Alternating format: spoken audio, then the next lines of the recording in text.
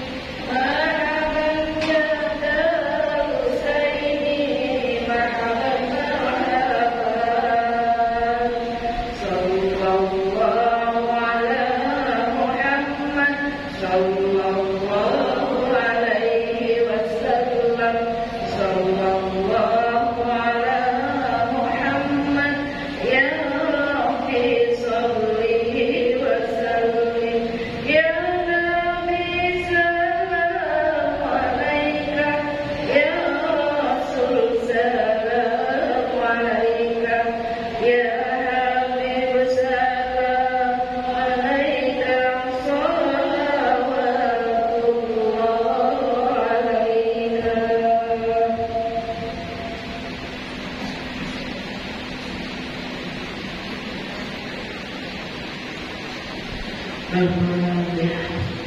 أعوذ بالله من الشيطان الرجيم. بسم الله الرحمن الرحيم. الحمد لله رب العالمين الرحمن الرحيم مالك يوم الدين. إياك نعبد وإياك نستعين. اهدنا الصراط المستقيم صراط الذين أنعمت عليهم غير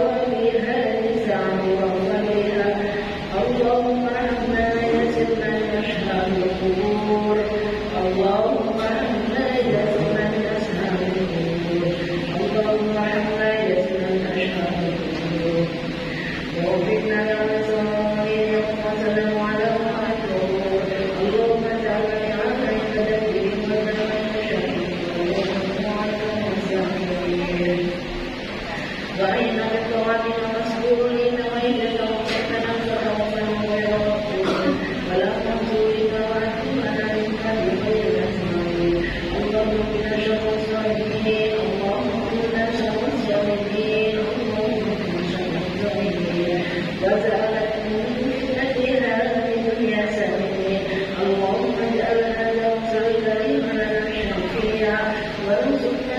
عليهم ولا الضالين.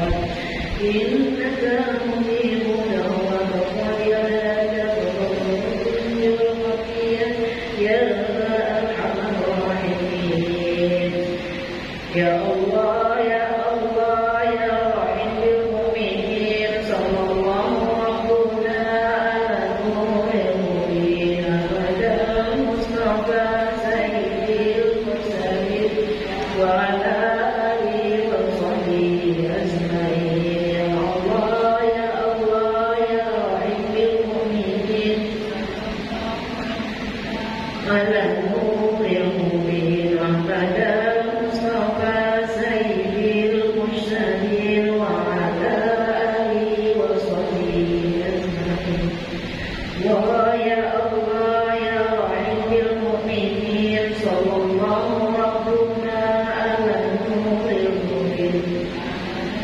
مصطفى سيد المرسلين وعلى آله وصحبه أجمعين وصلى الله على سيدنا محمد وعلى آله وصحبه وسلم سبحان ربك رب العزة عما يصفون وسلام على المرسلين والحمد لله رب العالمين.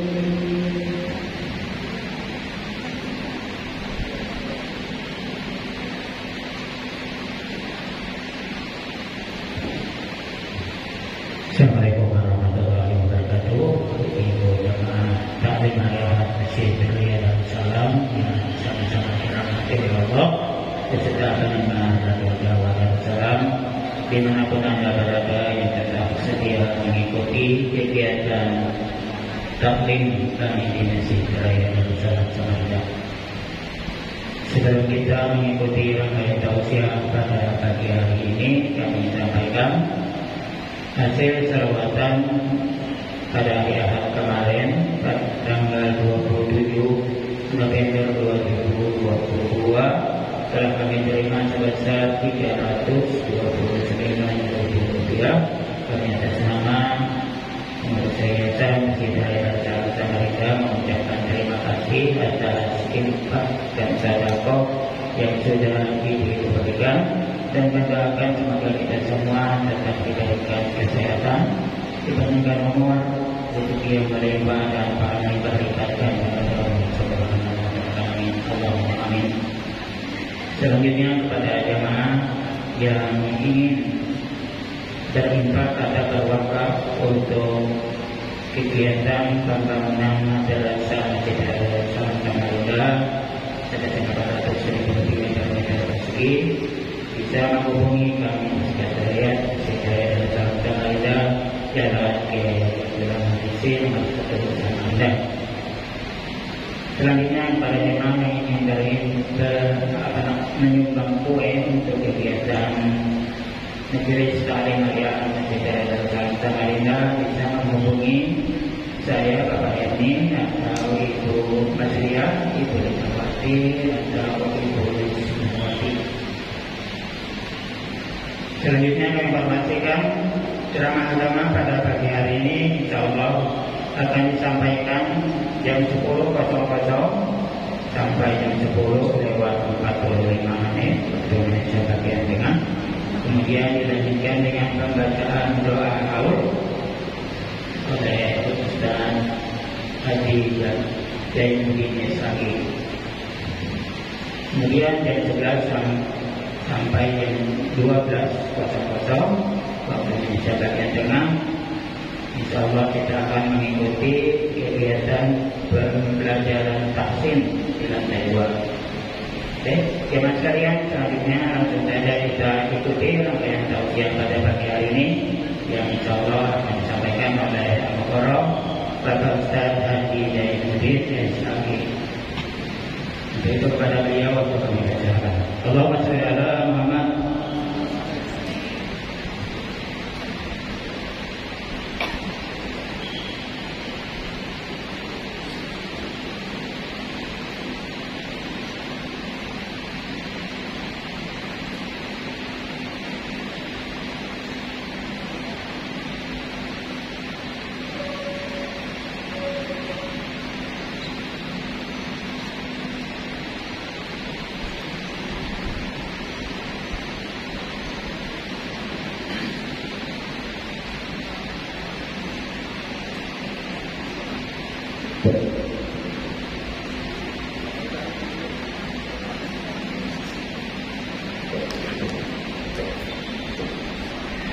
Bismillahirrahmanirrahim. Assalamualaikum warahmatullahi wabarakatuh. Alhamdulillahirabbil alamin. Allahumma shalli wa sallim wa barik ala sayyidina wa habibina wa syafi'ina wa qurrati a'yunina Muhammadin wa ala alihi wa ashabihi ajma'in. Qala Allah Ta'ala fil Qur'anil Azim wa huwa asdaqul qailin. Bismillahirrahmanirrahim. Utlu ma uhiya ilaika minal kitab wa aqimis shalah inna sholata tanha 'anil fahsya'i wal munkar. Ila akhir ayat. Shadaqallahul azim wa shadaqa rasuluhul karim. Sahibul kiram, para ulama, zu'ama dan guru-guru agama, wabil khusus para habaib dan syara'ih di lingkungan Masjid Raya Darussalam yang selalu dirahmati oleh Allah. Ibu-ibu majelis pembacaan ayat-ayat suci Al-Quran, dilanjut dengan membaca sholawat kepada Rasulullah. Alhamdulillah dapat dirangkai dengan berbagai macam ibadah. Salah satunya ibadah wajib, yaitu menuntut ilmu agama.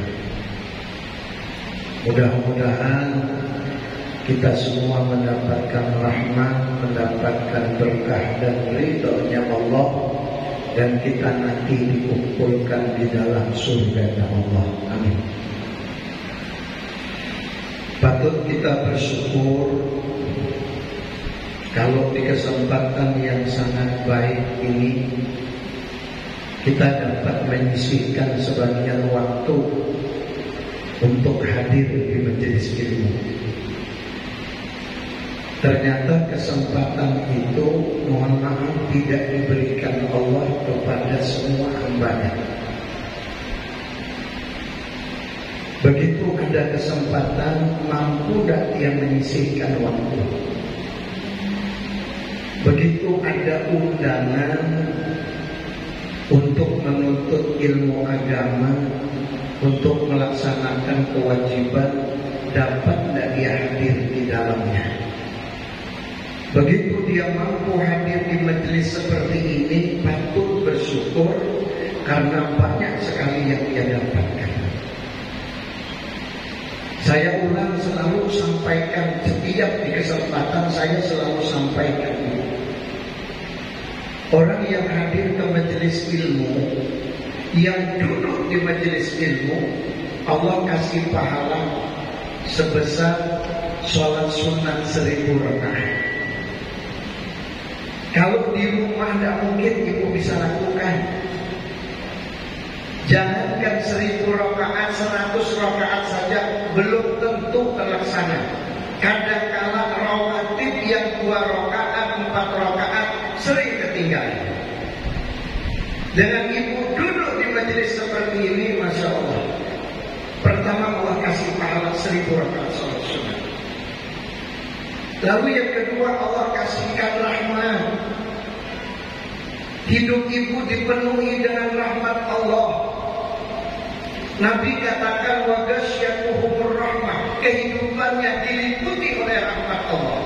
Kalau sudah banyak dapatkan rahmat, tidak ada hidup susahnya.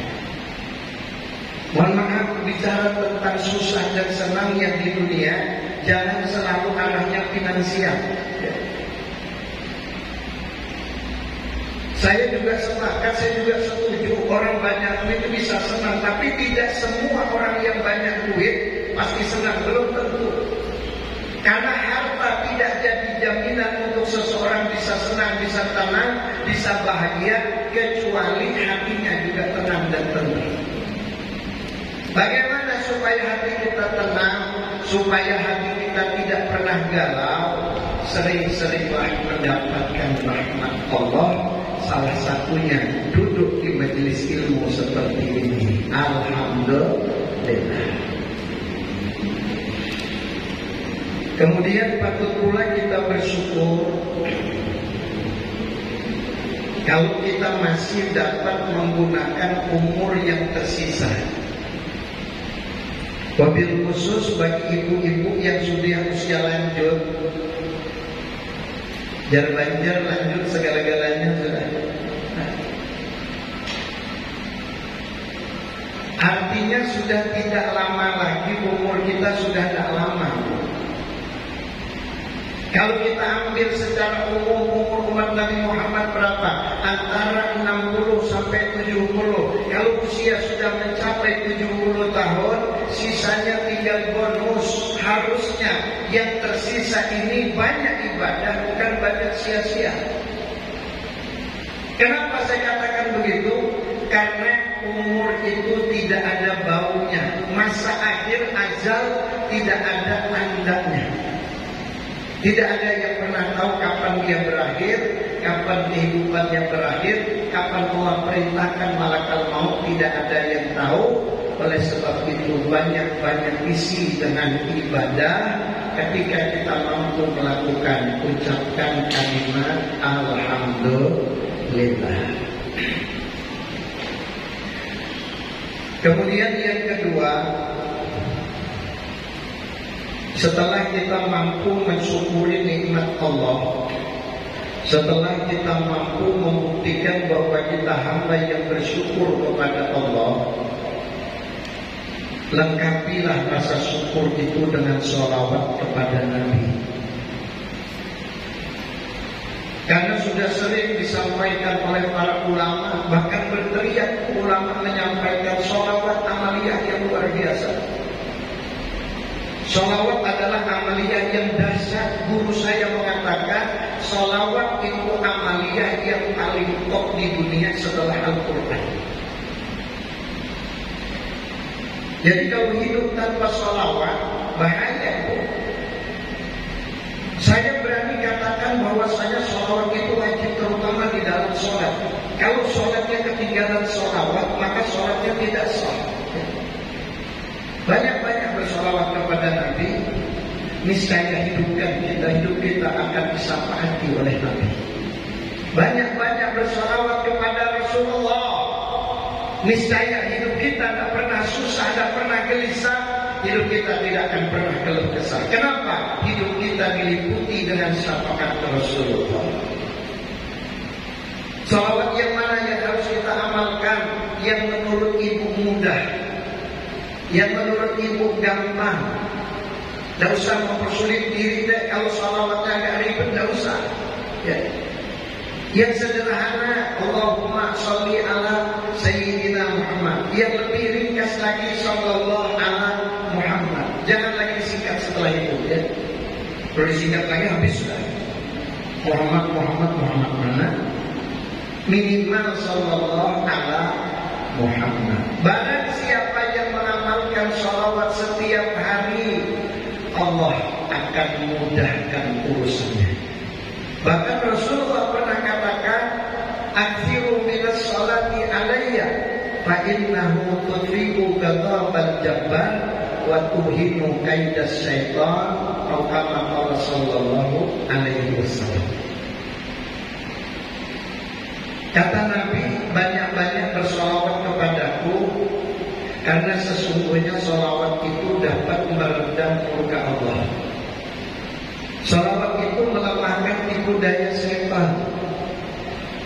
Sering orang mengeluh, Pak Ustaz tolong kasih dong amalan supaya hidup saya tentram, supaya hidup saya damai, supaya hidup saya tenang. Saya sampaikan tidak ada amalia yang lain kecuali solawat. Bagaimana supaya kita terhindar dari para bahaya dan bala bencana? Banyak-banyak sholawat. Saya yakin kalau di suatu tempat selalu dibaca sholawat, masyarakatnya selalu bersolawat kepada Nabi, saya yakin tidak akan pernah ada bala yang turun di tempat itu. Karena Rasulullah katakan sholawat dapat meredam murka Allah. Jelas bro? Jelas bro? Amalkan sholawat banyak-banyak. Berapa sehari berapa? Nah, berapa?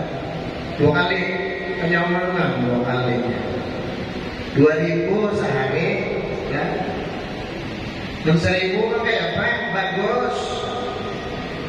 Cuma mau kena kawan 1.000 tambahin jadi 2.000 supaya puas, supaya hilang kolernya. Tahu koler atau orang? Tahu bu? Ada tak obat koler? Itu cari di pasar sebelah itu nggak ada, orang jual obat koler nggak ada. Obat malas tidak ada orang jual kecuali dipaksa. Ketika hati kita sedang malas, paksakan ibadah. Ya. Wabil khusus di waktu subuh. Ketika datang rasa malas untuk bangun melaksanakan ibadah subuh, paksa. Karena setan paling benci dengan orang-orang yang selalu memaksakan untuk ibadah. Ketika dia mampu rutinitas, ketika dia mampu melawan rasa malas, maka setan dan iblis laknatullah akan kabur, tidak berani lagi mendekat, karena sholawat dapat melemahkan tipu daya syaitan. Alhamdulillah. Baik ibu hadirin sekalian yang berbahagia, para pendengar Radio Darussalam yang dirahmati oleh Allah, penyampaian singkat hari ini saya kepingin melanjutkan apa yang saya sampaikan subuh tadi.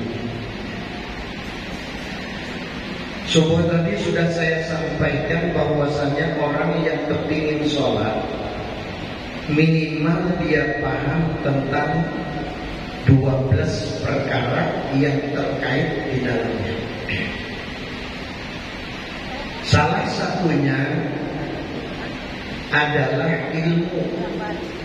Jadi, bagaimana kita mensikapi tentang ilmu, bagaimana kita menjalankan ilmu, bagaimana kita melaksanakan dan mengamalkan ilmu yang ada.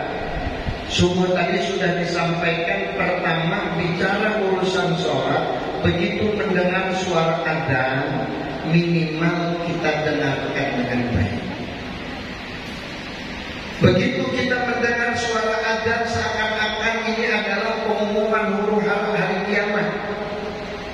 Begitu kita mendengar suara adzan, segeralah berkemas mempersiapkan diri zahir dan batin untuk memenuhi dan memperkenankan panggilan Allah. Begitu mendengar suara adzan, segera datangi, karena orang yang memperkenankan panggilan Allah, orang yang mempersiapkan zahir dan batin memperkenankan panggilan Allah, pertama Allah akan persiapkan seluruh keperluannya. Orang yang bersegera memenuhi panggilan Allah, dia nanti akan mendapatkan naungan di yaumul kiamah. Dia akan mendapatkan panggilan yang baik ketika di mahkamah mahsyar, dan dia akan mendapatkan tempat yang baik begitu yang lainnya merasa kepanasan. Dan orang-orang yang bersegera memenuhi panggilan Allah, maka dia akan mendapatkan panggilan yang baik saja. Dia tidak akan mendengar panggilan-panggilan yang jahat. Saya berharap di dunia juga begitu. Ya. Maksudnya gimana? Mohon maaf ya. Sekali lagi saya ngomong. Ibu sering mendapat undangan. Ibu sering mendapatkan seruan. Ibu sering mendapatkan panggilan wabil khusus di hari Ahad. Ya. Sementara orang mengatakan hari ini hari Minggu, kalau saya katakan hari Ahad. Ya.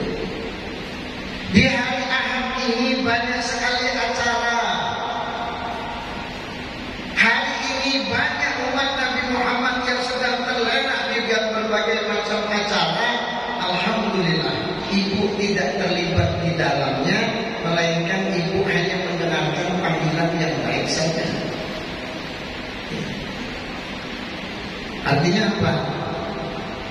Ibu sudah mendengarkan panggilan dan bisikan hati yang baik, mendengarkan panggilan para malaikat.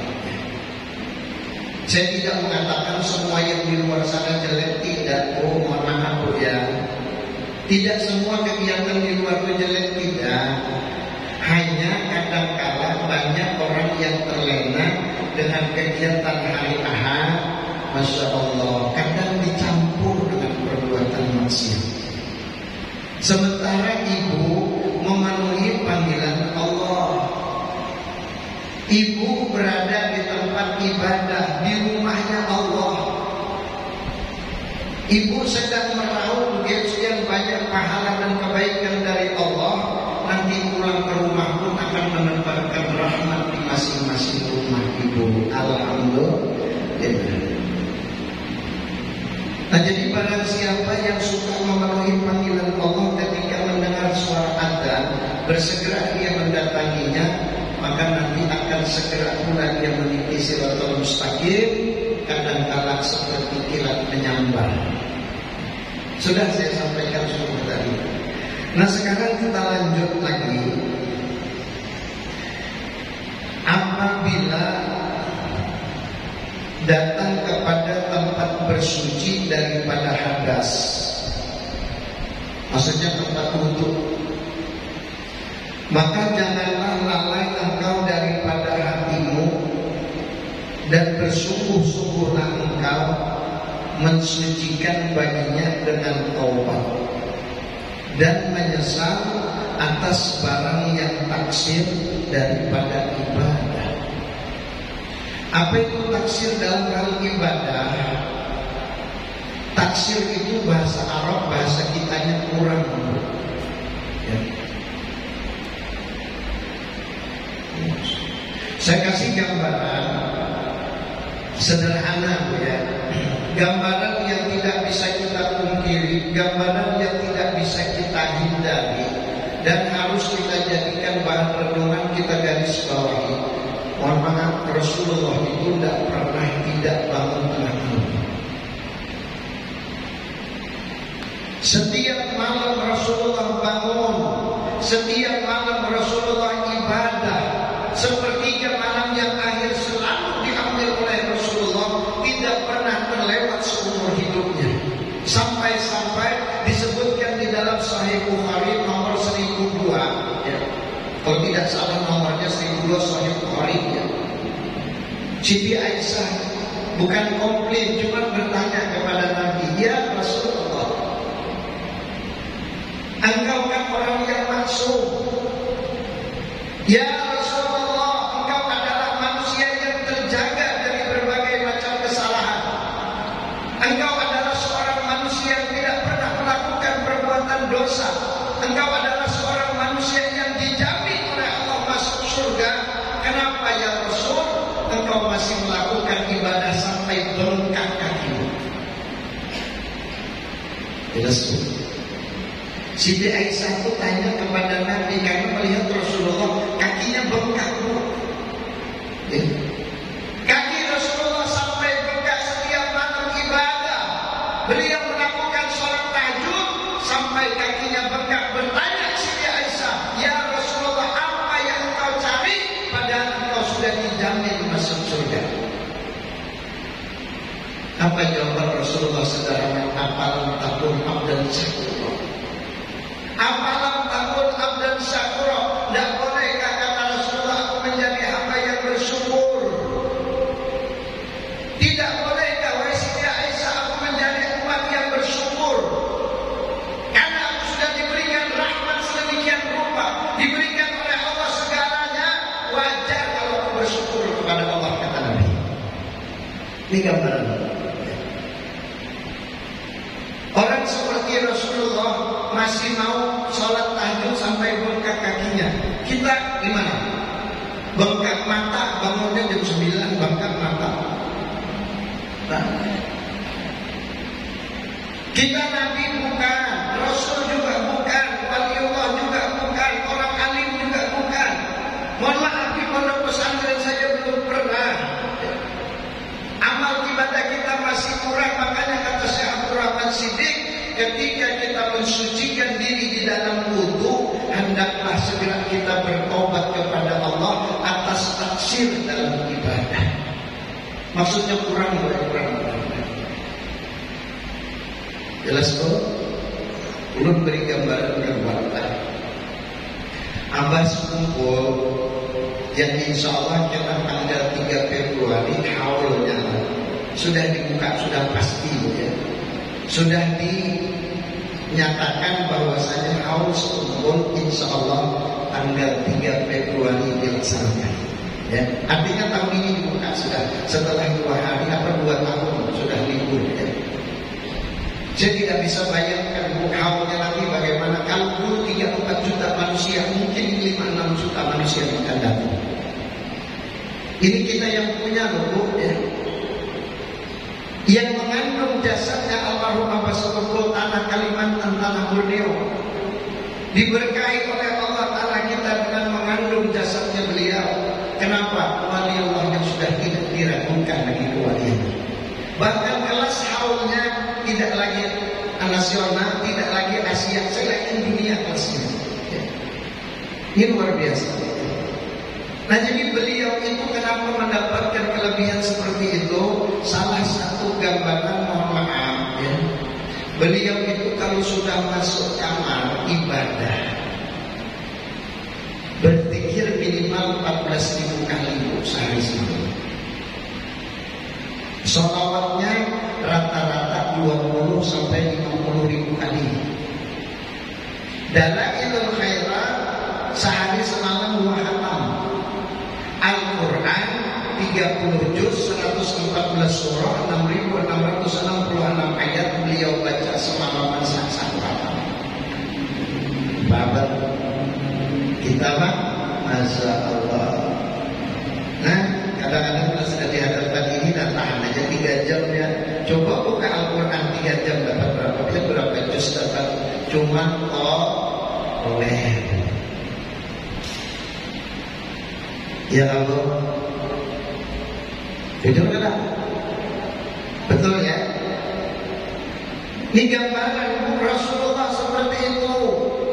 Saya tidak perlu contohkan yang lain-lain. Yang saya tahu ya alhamdulillah, beberapa kali saya bersama makan dengan beliau, saya dapat merasakan betapa dahsyatnya, berapa tentramnya, bagaimana damainya hati ketika berada di sisi samping orang wali Allah. Saya tidak melebihkan. Alhamdulillah diberikan Allah kesempatan dengan beliau makan beberapa kali bersama.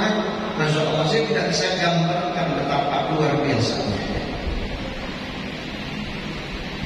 Jadi kalau saya contohkan, lebih baik yang saya lihat dengan mata kepala, yang saya tahu, yang saya dengar, beliau amaliyahnya luar biasa, sehingga diangkat Allah derajatnya luar biasa. Kalau kita kepingin seperti itu, meskipun tidak bisa sepenuhnya, paling tidak ya, cobalah kita bertaubat kepada Allah, merasa kita menyesal karena taksir di dalam ibadah. Maksudnya taksir di dalam ibadah karena ibadah kita selama ini selalu kurang. Harusnya kalau kau sembahyang tahajud, sunat tahajud tengah malam, baru diganti lawan sholat sunat johor 2 rakaat sebelum, 2 rakaat sesudah, sama dengan tahajud pahalanya ya. Jadi barang siapa yang kepingin dapat pahala sholat sunat tahajud, lakukan 10 perkara. Saya tidak perlu sebutkan semuanya. Salah satunya sholat sunat qobliyah dhuhur 4 rakaat, ba'diyah dhuhur 4 rakaat, pahalanya sama dengan ibadah sholat sunat tahajud. Yang kedua, sholat fardu subuh berjamaah tepat waktu dan dilakukan di masjid, maka pahalanya seperti ibadah semalam suntuk. Orang yang sholat fardu isya berjamaah tepat waktu di tempat ibadah, pahalanya sama seperti ibadah setengah malam ya. Jadi sholat isya saja kita dengan tepat waktu berjamaah di tempat ibadah sudah sama dengan tahajud pahalanya, maksudnya ya. Apalagi tengah malam dia bisa bangun melakukan sholat sunat tahajud seperti yang dilakukan oleh para aulia dan para nabi, para rasul, luar biasa ya. Nah, kalau tidak mampu juga sholat sunat qobliyah, ba'diyah, zuhur dan sholat fardu subuh, fardu isya berjamaah di tempat ibadah dan tepat waktu, lakukan yang paling mudah. Apa bu? Bu, yang paling mudah apa ya? Mahimuni laki. Ulun yang paling ada bukan di situ. Gambarannya bagaimana? Mohon maaf, saya tidak berani melebihkan, tidak berani mengurangi. Rasulullah katakan, seorang istri yang menyenangkan hati suami ketika mau tidur, suaminya bersemangat karena istrinya paham memberikan semangat kepada suaminya, dia dapat pahala lebih besar daripada sholat sunat tahajud. Kadang lihat ya, jangan nyeturuhin tuh harus berselawar aja dia main sudah. Jelas sekali kok. Nah, dia hadir ke majelis seperti ini, insya Allah pahalanya luar biasa. Namun dengan catatan, dengan syarat ada izin suami. Ya, jangan sama sekali ibu berani datang ke pengajian kalau tanpa izin suami. Bagi yang bersuami, minta izin bepadah. Oh abahnya, oh nak pengajian lah, aja menanya adalah berduit dan lagi. Ada sedikit kalau ditambahin tambah, ditambahin oleh laki, masya Allah. Itu pintar laki Pak. Kenapa? Dia sendiri belum mampu mengajar istrinya. Dia sendiri belum bisa mendidik istrinya dalam hal agama. Lalu istrinya ke pengajian, lalu dia dukung, masya Allah. Dia dapat rahmat, anaknya dapat rahmat, apalagi istrinya yang ke pengajian. Makanya syaratnya ujar abah guru bila hendak ke pengajian diizin lawan lakinya sendiri. Setuju Bu? Setuju ya? Setuju ya? Yang lagi punya pasangan, kalau udah pasangan terus bikin mau siapa? Baik, Bapak Ibu hadirin sekalian yang berbahagia, majelis pendengar Radio Darussalam yang dirahmati oleh Allah. Pada saat kita bersuci, datang ke tempat wudu, ya. Kita kepingin berwudu. Untuk apa kita berwudu? Untuk melakukan ibadah sholat. Karena apabila sholat tanpa wudu, maka sholatnya ditolak Allah, bahkan jadi dosa. Mana dalilnya? Idza kuntum ila sholati faghsilu wujuhakum wa aydiyakum ila al-marafiq wamsahu bi ru'usikum wa arjulakum ila al-ka'bayn. Apabila kamu kepingin berdiri melakukan ibadah sholat, pertama yang kamu lakukan adalah basuh muka sampai batas yang ditentukan. Setelah membasuh muka, lalu basuh kedua tangan sampai dua siku. Ya. Logika mengatakan orang yang membasuh tangan sampai dua siku diawali dari depan baru ke siku. Jangan dari siku ke sini, jangan. Makruh dari siku ke sini. Yang benar dari sini ke siku. Kenapa? Wa aydiyakum ilal marafiq. Ya, marafiq tadi siku. Ya. Jadi dari tangan sampai ke siku. Ya. Wamsahu bi ru'usikum, kemudian sapu sebagian kepala kata Imam Syafi'i, seluruh kepala kata Imam Maliki. Wamsahu bi ru'usikum wa arjulakum ilal ka'bayn. Dan kedua kakimu sampai dua mata kaki. Ini jadi rukun dalam wudu. Ya. Mohon maaf, masih banyak umat muslim yang kadang mengaji, kita tidak usah bicarakan yang tidak ngaji. Orang tidak ngaji tidak mungkin paham. Yang ngaji saja kadang masih banyak yang terlewat. Mohon maaf, batas muka saja kadang dia tidak ngerti. Saya kasih gambaran dulu ya. Tapi saya yakin ibu-ibu sudah paham semua. Karena ibu adalah orang yang selalu menuntut, orang yang selalu ngaji. Batas muka ini dari umur rambut ya, sampai bawah dagu. Ini muka ya, ini umur rambut bawah dagu. Tidak usah ditanyakan orang yang botak berada rambutnya, tidak usah ditanyakan.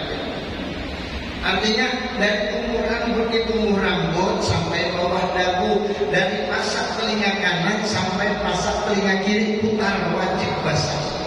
Termasuk nih godek ibu. Apa godek ibu? Bahasa Inggrisnya tercantum rambut ini yang panjang itu wajib basah. Bila ada basah ada sabun ya. Jelas kok.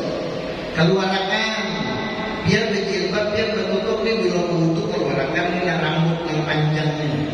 Sininya godek. Karena itu anggota muka bu, jadi basahin sampai batas ini, sampai pasak telinga ini loh, ya. Sampai batas basahin semua, basah wudu. Jangan malas basahnya. Kemudian membasuh tangan sampai ke siku, lewatkan sunnah, diselat-selati, digosok. Kalau kepala sebagian boleh, kaki benar-benar sampai 2 mata kaki, lalu selat-selatnya diselat-selati, selat-selat jari diselat-selati, sunnah itu.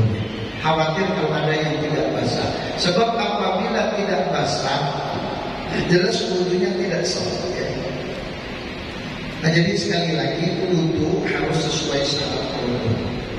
Untuk apa kita berwudu? Salah satu tujuan kita berwudu supaya sholat kita bisa khusyuk. Dapatkah kita menjadi manusia yang khusyuk di dalam sholat, mengambil manfaat dari wudu? Dapat. Syaratnya jangan sambil ngobrol. Wudu jangan sambil ngomong. Okay. Fokus bu dengan wudunya. Lalu di dalam wudu jangan hanya membasuh zahir. Pada zahirnya, kenyataannya yang kita basuh adalah muka, kemudian kedua tangan, kemudian menyapu sebagian kepala, membasuh kedua kaki sampai 2 mata kaki. Itu zahir. Batinnya di mana? Sampaikan ke dalam hati. Karena hati kita juga punya muka, hati kita punya tangan, hati kita punya kepala, pemikiran, hati kita punya kaki. Sucikan sampai ke dalam hati. Begitu hati kita sudah bersih dengan wudu, karena kita bersihkan sampai ke dalam batin, maka dapat dipastikan hati akan memandu anggota-anggota badan kepada hal yang manfaat saja. Wabil khusus orang-orang yang masih tergolong muda. Alhamdulillah ada beberapa orang yang masih muda. Saya sampaikan satu hikayat ya. Insya Allah sudah pernah juga saya sampaikan di majelis ini. Kalau ibu punya anak masih tergolong muda, lalu dia mau datang ke masjid wabil khusus sholat subuh, ya. Ibu punya anak laki-laki kalian, perempuan kalian, tapi terutama laki-laki, ya. Ada seorang anak muda laki-laki, dia datang mau sholat ke masjid, kebetulan rumahnya agak jauh dari masjid. Dan di dekat masjid itu ada tempat yang becek, licin jalannya. Masya Allah, anak muda ini begitu dekat masjid, kepleset dia jatuh, kotor badannya. Setelah dia merasa kotor, jatuh, dia pulang ke rumah. Lalu dia mandi, kemudian salin pakaian, dia pakai harum-haruman, berangkat lagi dia ke masjid. Sampai di tempat yang sama, Masya Allah, kepleset lagi, jatuh lagi, kotor badannya. Lalu bergegas dia pulang, karena waktu sudah mepet, dia mandi, dia pakai pakaian yang baru lagi, kemudian dia pakai harum-haruman, berangkat lagi dia ke masjid. Alhamdulillah, di tempat itu ada orang tua bawa lentera, bawa lampu. Lalu orang tua berkata, wahai anak muda, aku lihat sudah 2 kali kau jatuh di sini, mau tak kamu antar ke masjid? Mau, katanya. Singkat cerita, sesampai di dekat masjid, Masya Allah, anak mudanya mau masuk ke masjid, orang tua yang mengantarkan pakai lentera, dia balik arah, dia mau pergi dari tempat itu. Lalu anak muda itu berkata, wahai orang tua, kenapa engkau tidak ikut masuk ke masjid, padahal engkau mengantarkan aku ke masjid?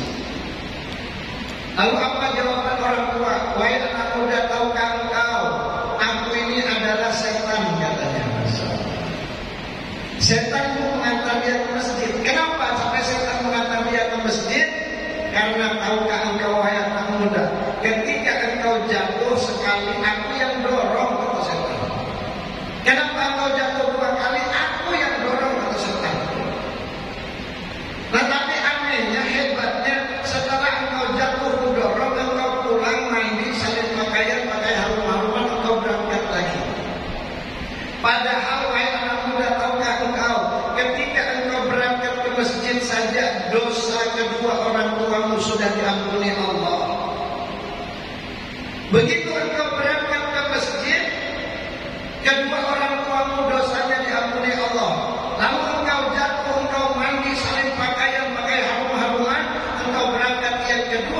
seluruh keluargamu sudah diampuni oleh Allah dosanya. Engkau jatuh yang kedua, begitu engkau berangkat lagi, semua tetangga-tetanggamu diampuni Allah dosanya. Orang sekampung diampuni Allah dosanya. Ampun tujuh sekali lagi jadi iblis, rugi apa jadi iblis? Makanya lebih baik lantar. Ya. Yang kita garis bawahi apa? Anak muda, baik laki-laki, perempuan, kalau mau datang ke tempat ibadah, orang tua kalian, keluarga kalian diampuni Allah dosanya. Arahkan anak kita ke tempat ibadah supaya kita mendapatkan keuntungan dibuatnya. Amin. Ya Rabbal Alamin. Nah, jadi sekali lagi Syekh Abdurrahman Siddiq di dalam kitab Asrar Shalah ini berpesan, setiap kita datang ke tempat wudhu hendaknya sucikan hati. Kalau perlu menyesal atas taksir di dalam ibadah, karena ibadah kita ini kurang, lalu di dalam wudhu itu kita berdoa, ya Allah bersihkan mukaku sampai ke dalam hati. Ya Allah bersihkan mukaku dari hal-hal yang tidak engkau ridai. Ya Allah, ketika kita membasuh tangan basuhan yang pertama, bersihkan ya Allah tanganku sampai ke dalam hati. Kemudian basuhan kedua, hindarkan dari perbuatan yang tidak engkau ridai menggunakan tangan. Ketika menyapu kepala, ya Allah hindarkan ya Allah kepalaku dari pemikiran yang tidak engkau ridai. Bersihkan ya Allah apa yang ada di kepalaku, terutama otak dan pikiranku, sampai ke dalam hati, sehingga yang kupikirkan hanya yang engkau ridai saja ya Allah. Betul. Jadi jangan hanya membasuh muka aja, basuh tangan aja, jangan rugi ya. Sertakan di dalamnya hakikat, sertakan di dalamnya tauhidnya, sertakan di dalamnya tasawufnya. Jangan hanya fikih yang dilaksanakan, jangan hanya syariatnya membasuh tangan dengan air, namun hakikatnya minta bersihkan sampai ke dalam hati, lalu khusyuk ketika berwudu. Selesai berwudu, ya Allah mudah-mudahan dengan bersih anggota badanku dan hatiku, maka aku cenderung untuk melakukan ibadah saja. Insya Allah dengan demikian hati dia akan gemar untuk melakukan ibadah. Jelas Bu? Jelas ya? Jadi kalau selama ini wudhunya hanya sekadar membasuh muka, kedua tangan, menyapu kepala, kemudian telinga, dan dilanjutkan dengan membasuh kedua kaki, sekarang masukkan ke dalam hati. Bisa punya?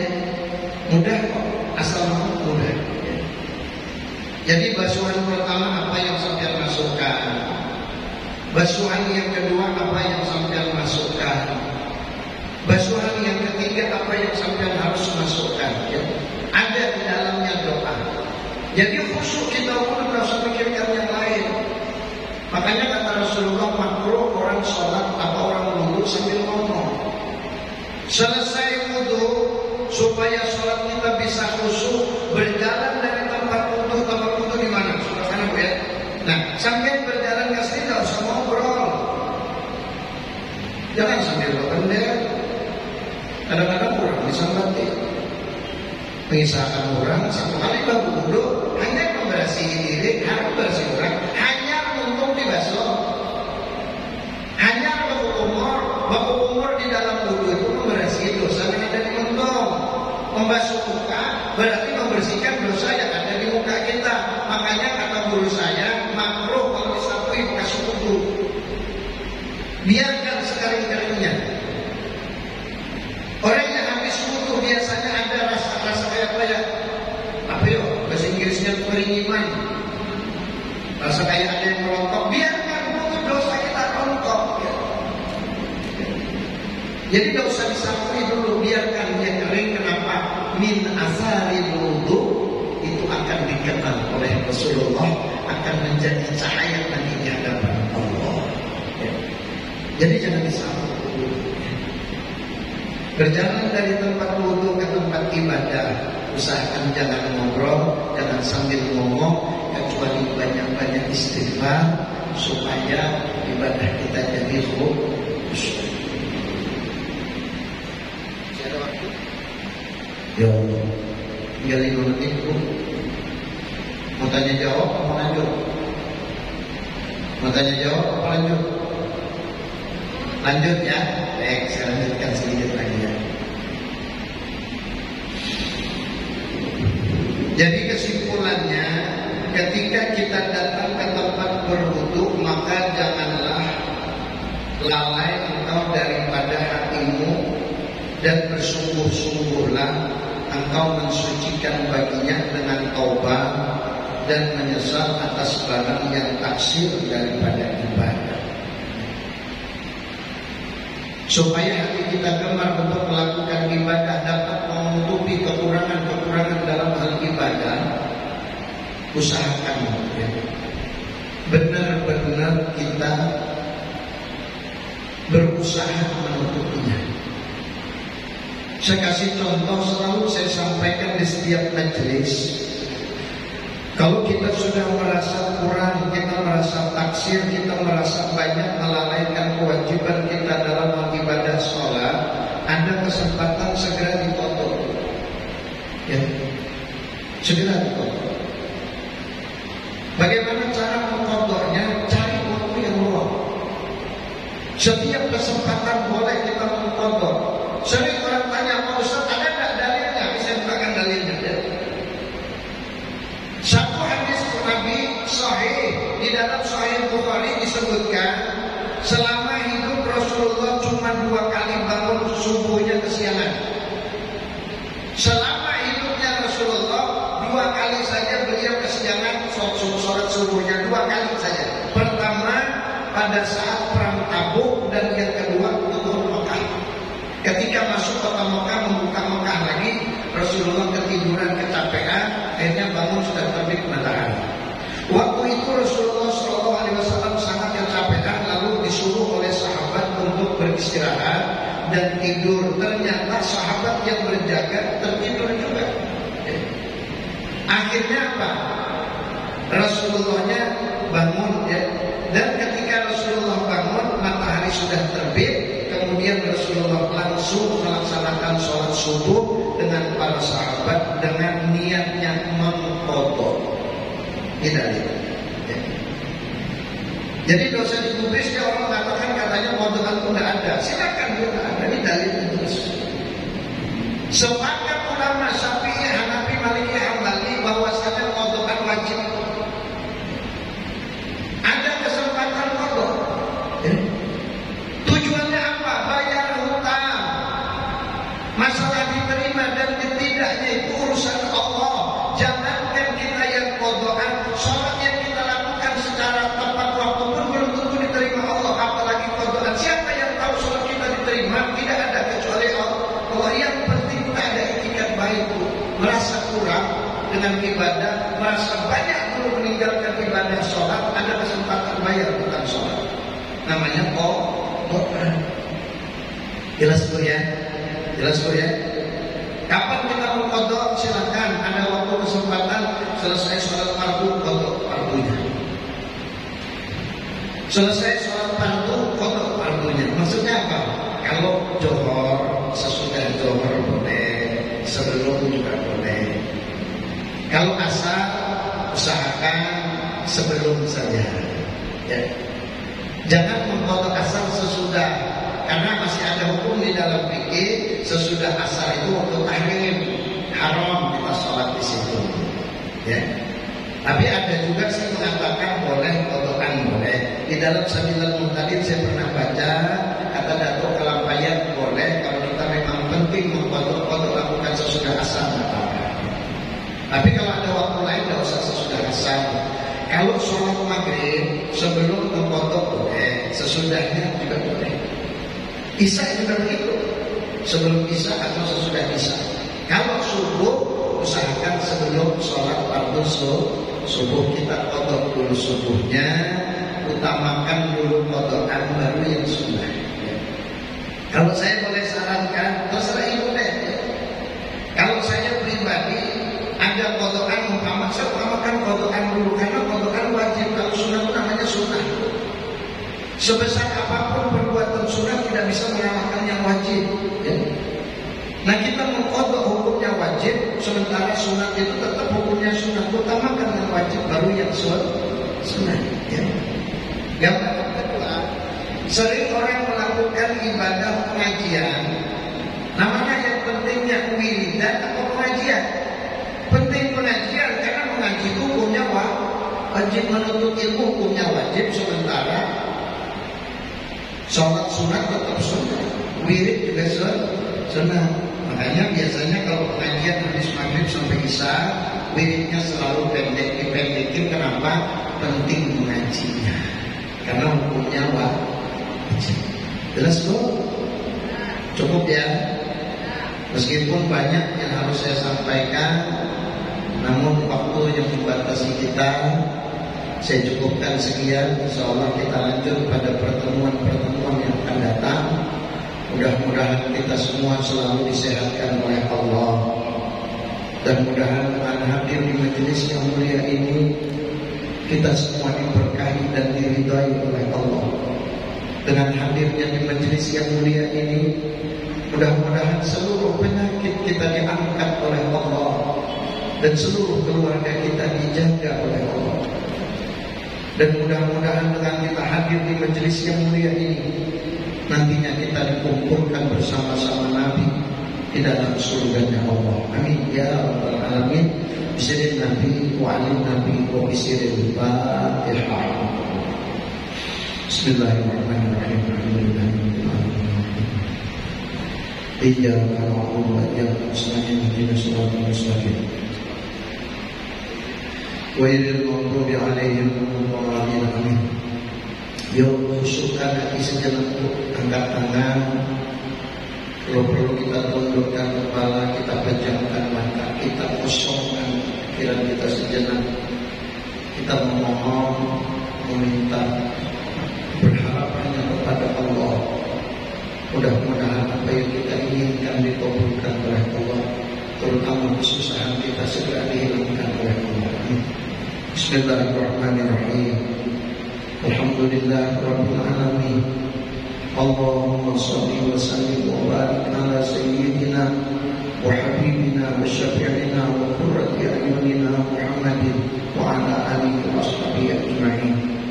Allahumma rabbana zidna ilma wa wasi'na arzaqana wa barik lana fima razaqtana waj'alna ya Allah min ibadika shalihin waj'alna ya Allah min ibadika rasyidin برحمتك يا أرحم الراحمين. ربنا تقبل منا إنك أنت السميع العليم وتب علينا إنك أنت التواب الرحيم. Kabulkan ya Allah semua hajat kami, perkenankan ya Allah segala doa kami, karena Engkau yang maha segala-galanya, tidak ada yang mustahil bagimu ya Allah. Rabbana atina fid dunya hasanah wa fil akhirati hasanah wa qina adzabannar. Wassallallahu ala sayyidina Muhammad wa ala alihi wa ashabihi ajma'in. Bifadli subhana rabbika rabbil izzati amma yasifun wa salamun alal mursalin walhamdulillahi rabbil alamin. Al-Fatihah. Bismillahirrahmanirrahim. Alhamdulillahi rabbil alamin.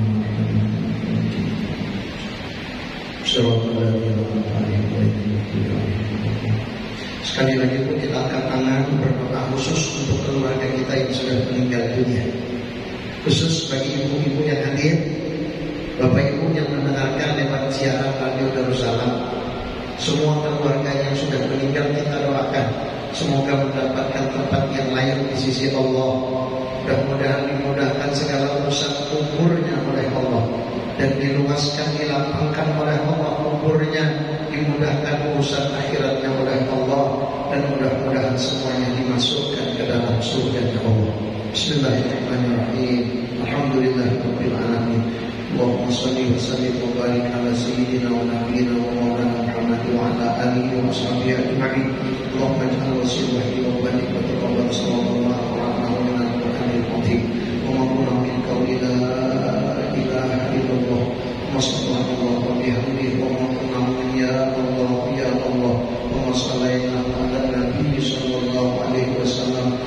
هذه المجلس المبارك هدية واسعة ورحمة نازلة وبركة شاملة وصدقة تتقبل ونقدم ذلك ونهدي إلى حضرة سيدنا وحبيبنا وشفيعنا وقرة أعيننا محمد صلى الله عليه وسلم سبحان الله آبائه وإخوانه من الأنبياء والمرسلين صلوات الله وسلامه عليهم وعليهم أجمعين سبحان الله أهل كل والصحابة والقرابة والتابعين وتابعين التابعين ومن تبعهم بإحسان إلى يوم الدين سبحان الله يا رحمة أئمة المجتهدين ومقلدين بالدين والعلماء العاملين والفقهاء والمحدثين والقراء والمفسرين وسادة الصوفية والمحققين والأولياء أجمعين وثواب مثل ذلك مع مجيد برك وإحسانك سبحان الله أمة المؤمنين والمؤمنات والمسلمين والمسلمات برحمتك يا أرحم الراحمين اللهم اجعلنا من النار وإجعلنا من النار وبكانا من النار وسترنا من النار وإجابنا من النار ونجاتنا من النار اللهم اغفر لهم وارحمهم وعافهم واعف عنهم اللهم أنزل الرحمة والمغفرة والنعمة والشفاعة إلى أرواحهم يا رب العالمين ربنا اغفر لنا ولإخواننا الذين سبقونا بالإيمان ولا تجعل في قلوبنا غلا للذين آمنوا ربنا إنك رؤوف رحيم ربنا آتنا في الدنيا حسنة وفي الآخرة حسنة وقنا عذاب النار وصلى الله على سيدنا محمد وعلى آله وأصحابه أجمعين بفضل سبحان ربك رب العزة عما يصفون وسلام على المرسلين والحمد لله رب العالمين تقبل الله منكم. Ibu hadirin sekalian yang berbahagia, pendengar Radio Darussalam yang dirahmati oleh Allah, dengan berakhir doa, berakhir pula apa yang dapat saya sampaikan. Sekali lagi mudah-mudahan bermanfaat, dan jika terdapat hal yang kurang berkenan, saya pribadi mohon ampun maaf yang sebesar-besarnya. Terakhir ucapkan terima kasih atas kehadiran ibu-ibu, doa yang ibu panjatkan dan kepercayaan yang diberikan kepada pribadi saya. Mudah-mudahan dibalas Allah dengan pahala yang berlipat ganda. Akhirul kalam, billahi taufiq wal hidayah, ridha wal inayah. Assalamualaikum warahmatullahi wabarakatuh.